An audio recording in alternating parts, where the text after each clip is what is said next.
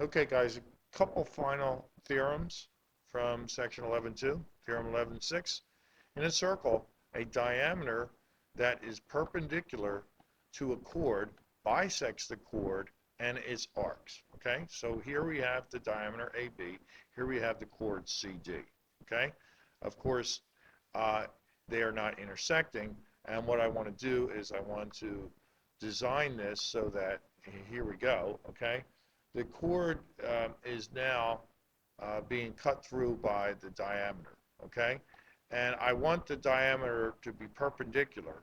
And what I want to happen is for you to see that when the diameter is perpendicular, that is when this angle BED becomes 90, or as close to 90 as I can get it, what we will show is that the chord will be cut in half and the two arcs will be cut in half as well. So here we go, okay?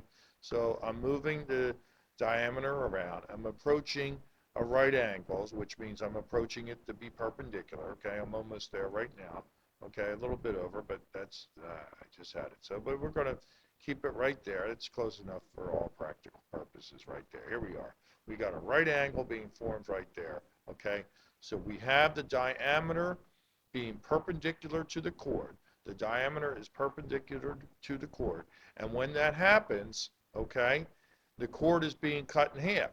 As we can see, segments CE and ED are equal, which means the chord is being cut in half, which means the chord is being bisected, okay? Not only that, okay, but we can see that there are two arcs formed. The arc here, CA, and the arc here at AD. And lo and behold, we can see that they are equal as well. Okay, I'm not going to split hairs and say it's just not quite there. Okay, it is equal. Okay, so there we have it. Okay, when a diameter is perpendicular to a chord, the chord is cut in half or bisected, and two congruent arcs of the circle are formed as well. Okay, when the diameter is perpendicular to the chord is bisected, and the two arcs, okay, are equal, which means the arc formed by the chord is also bisected, okay? All right, theorem 11.7. In a circle, a diameter that bisects a chord is perpendicular to the chord. So what I want to show here is I want my diameter to pass through the midpoint of the chord, the midpoint being E, okay? And I want to show that when the diameter passes through the midpoint of the chord, the angle formed is 90, okay? So here we are, approaching, F is approaching point E. When F becomes point E, that is when we have a 90 degrees, okay? We will have perpendicularity. So what we have is a circle that bisects a chord. So if the circle goes through and the middle of the chord, then a right angle is going to be formed. Okay? If a circle, in a circle, if the diameter passes through the midpoint of the chord, then a right angle is formed. Okay? All right.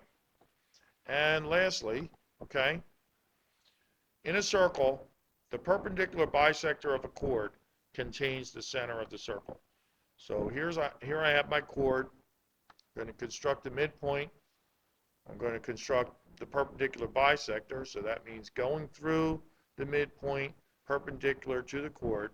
So construct the perpendicular line, and you can see that that is going through the center of the circle, okay?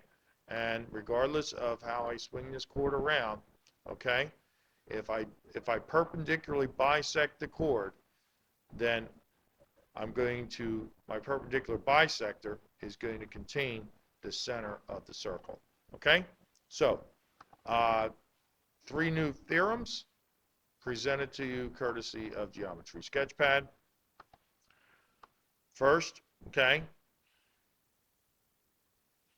if a diameter is perpendicular to the chord, then the chord is bisected as well as the arc formed by the chord. Okay? So Here we go, trying to get perpendicularity right here, okay? Trying to get perpendicularity right there, okay? Good enough. So when the diameter is perpendicular to the chord, okay? So when the diameter is perpendicular to the chord is bisected as well as the arc associated with the chord. That is bisected as well. If a diameter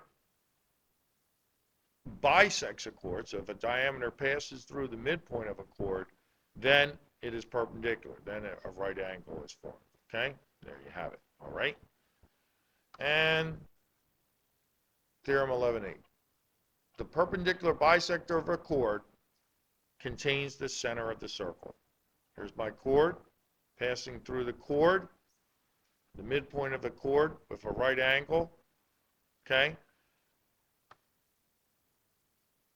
So the perpendicular bisector of the chord will always pass through the center of a circle. 3 new theorems for you.